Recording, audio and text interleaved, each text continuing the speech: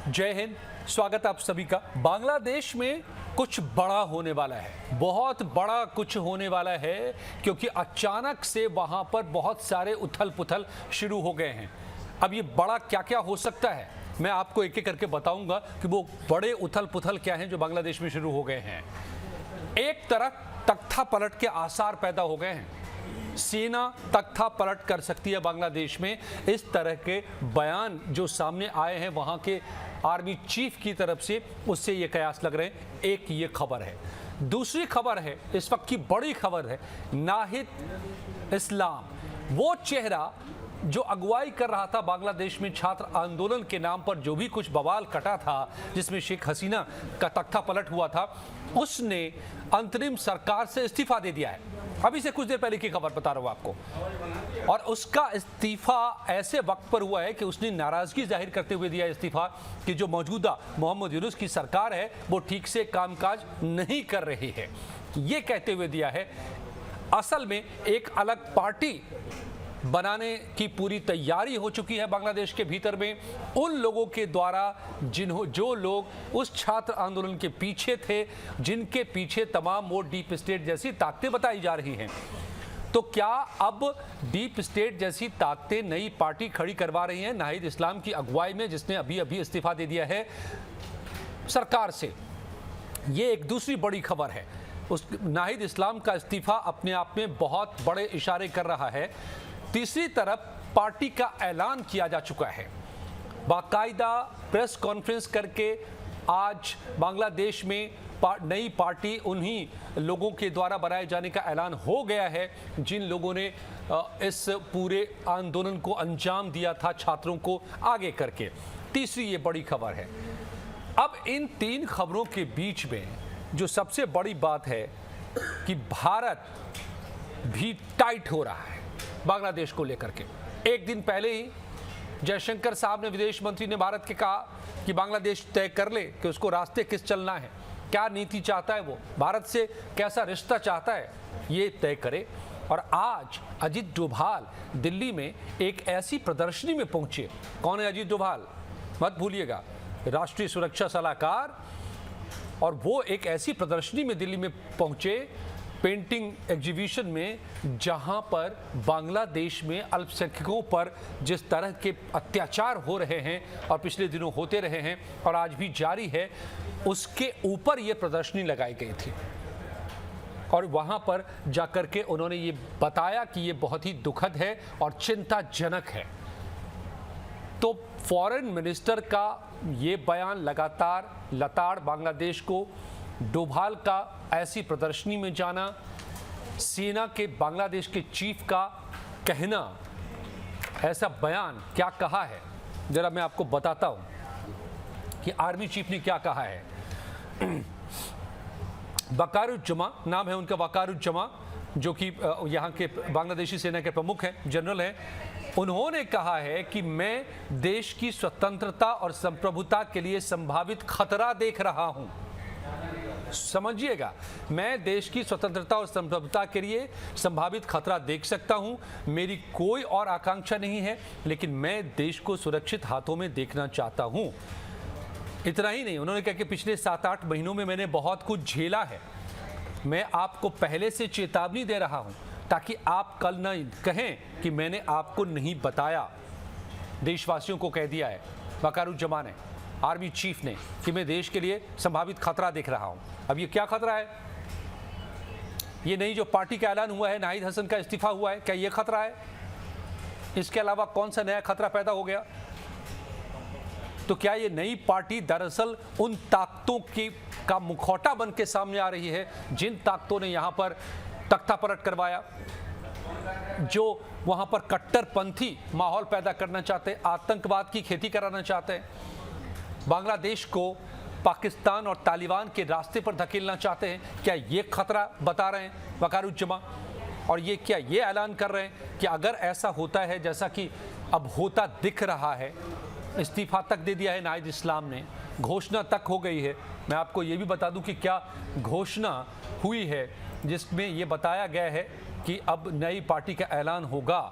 सर्जिस आलम, जो कि chief organiser जातीय नागरिक कमेटी के हैं। उन्होंने बाकायदा घोषणा किया प्रेस कॉन्फ्रेंस करके कि नई पार्टी हम लोग अब बनाने जा रहे हैं और बहुत जल्द इसको लेकर के हम लोग ऐलान कर देंगे और औपचारिक तौर पर पार्टी फ्लोट कर देंगे, ये कह दिया गया। और 28 फरवरी की तारीख भी दे दी गई कि 28 फरवरी को 3 बजे नई पार्टी की घोषणा हो जाएगी। आपको याद होगा कि कुछ दिनों पहले शेख हसीना ने भारत से ऑनलाइन जुड़ करके अपने कार्यकर्ताओं को संबोधित करते हुए कहा था कि अगर ऐसी कोई ये पार्टी बनती है इन लोगों की, तो फिर जो लोग सरकार में बैठे हैं, जो लोग उस पार्टी को बनाने की बात कर रहे हैं, पहले वो सरकार से इस्तीफा दें। तो नाहिद इस्लाम ने इस्तीफा दे दिया। इसी संबोधन के बाद जब शेख हसीना ने किया था तो वहाँ पर कितना बड़ा तांडव हुआ था, धरोहरों को नष्ट किया गया था, मुजीबुर रहमान के आवास को तोड़ डाला गया, जला दिया गया था। इसके पीछे भी इन्हीं लोगों का हाथ बताया जा रहा है, इन्हीं ताकतों का हाथ बताया जा रहा है। और अब आज नाहिद इस्लाम का इस्तीफा होता है, आर्मी जनरल का स्टेटमेंट आ जाता है कि यहाँ पर बहुत कुछ हो रहा है और हम यूँ नहीं देख सकते हैं, बहुत कुछ झेला है मगर ऐसा नहीं, मैं आगाह कर रहा हूँ। कल भी एक स्टेटमेंट दिया है बकारुज्जमा ने। कल क्या दिया था उन्होंने स्टेटमेंट? कल उन्होंने कहा था कि हमने सोचा था कि ये सब जल्द खत्म हो जाएगा और आर्मी जल्द ही वापस लौट जाएगी, लेकिन ऐसा नहीं हुआ। देश के हालात देखकर लगता है कि ये सब जल्द खत्म होने वाला नहीं है। हमें लंबे वक्त तक काम करना पड़ेगा जब तक देश में चुनाव नहीं हो जाते। कोट, गौर कीजिएगा इस पर, जब तक देश में चुनाव नहीं हो जाते, बांग्लादेश में चुनाव नहीं हो जाते, तब तक हम बांग्लादेश के लिए नियम और कानून बनाते रहेंगे। कल का ये स्टेटमेंट बकारुज्जमा का, आज का ये स्टेटमेंट कि पिछले 7-8 महीनों में मैंने बहुत कुछ झेला है, मैं चेतावनी दे रहा हूं, मैं देश की स्वतंत्रता और संप्रभुता के लिए संभावित खतरा देख रहा हूं। मेरी कोई आकांक्षा नहीं, लेकिन मैं देश को सुरक्षित हाथों में देखना चाहता हूं। आज का ये स्टेटमेंट, यानी दोनों को मिला लीजिए तो बात साफ हो जाती है कि देश पर कोई खतरा तो हम कानून बनाएंगे, हम नियम बनाएंगे, हम बैरकों में नहीं लौटेंगे, हम तब तक पेशेवर जो हमारा काम है वो हम करते रहेंगे बांग्लादेश को बचाए रखने के लिए। और अगर वो कट्टरपंथी ताकतें जिसमें नाहिद इस्लाम और वो डीप स्टेट सारे सब के सब जुड़े हुए हैं, वो अगर पार्टी बनाकर सामने ला रहे हैं, तो क्या वो पार्टी फ्लोट हो उससे पहले या उसके आसपास या उसके बाद तख्ता पलट हो जाएगा? ये एक इस वक्त सवाल खड़ा कर दिया है खुद बकारुज्जमा के स्टेटमेंट ने। इस बीच लोग भी अब इनके खिलाफ होते दिखाई दे रहे हैं बांग्लादेश के। ये मैं क्यों कह रहा हूं? ये मैं इसलिए कह रहा हूं कि बांग्लादेश में एक छोटा सा चुनाव हुआ इस बीच, कल उसके नतीजे आए हैं। अब से कुछ देर पहले वकीलों का चुनाव था, जो वकीलों का संघ होता है, बार एसोसिएशन का चुनाव एक डिस्ट्रिक्ट में था, लेकिन उसके नतीजे चौंकाने वाले हैं। लगातार आवामी लीग जो शेख हसीना की पार्टी है उस पर कहर ढाया गया है पिछले दिनों इन कट्टरपंथी लोगों के द्वारा। इस सब के बावजूद चुन चुन करके मारा गया है आवामी लीग के कार्यकर्ताओं, नेताओं को भगाया गया है, सब अंडरग्राउंड हो गए या बोल दिया है कि भैया हमें नहीं कोई लेना देना, डर के मारे। फिर भी जब चुनाव हुए हैं बार काउंसिल के, तो उसमें आवामी लीग की जीत हुई है। बीएनपी और जमात, वही जमात जो इस वक्त सत्ता के पीछे खड़ा है, कट्टरवादी ताकतें, बीएनपी और जमात एक साथ लड़ी थी चुनाव, और आवामी लीग शेख हसीना की पार्टी अलग, और भारी जीत हुई है शेख हसीना की पार्टी को। इससे संकेत मिल रहे हैं कि अंडर करंट क्या चल रहा है जनता के बीच में, जो मैं आपको शुरू से बता रहा हूं कि बांग्लादेश की जनता ही इन्हें यहां से उठाकर फेंकेगी, उखाड़ फेंकेगी इन लोगों की सत्ता को, क्योंकि वहां पर कभी कट्टरवाद को हावी नहीं होने दिया गया बांग्लादेश में। बेशक पाकिस्तान कट्टरवाद के रास्ते पर चला गया, लेकिन बांग्लादेश नहीं गया। जब जब वहां पर कट्टरवाद ने सिर उठाया, लोगों ने मुंह तोड़ जवाब दिया, और फिर से एक बार वही खड़ा है बांग्लादेश। और इस वक्त के सारे ये डेवलपमेंट्स बता रहे हैं कि कट्टरवाद हावी होने की कोशिश कर रहा है, तो दूसरी ताकतें जिसमें जनता है, जिसमें आर्मी है, जिसमें पॉलिटिकल पार्टी शेख हसीना की है, ये सब एक लाइन में खड़े नजर आ रहे हैं और चुनौती दे रहे हैं यूनुस की सरकार को भी और उन कट्टरवादी ताकतों को भी।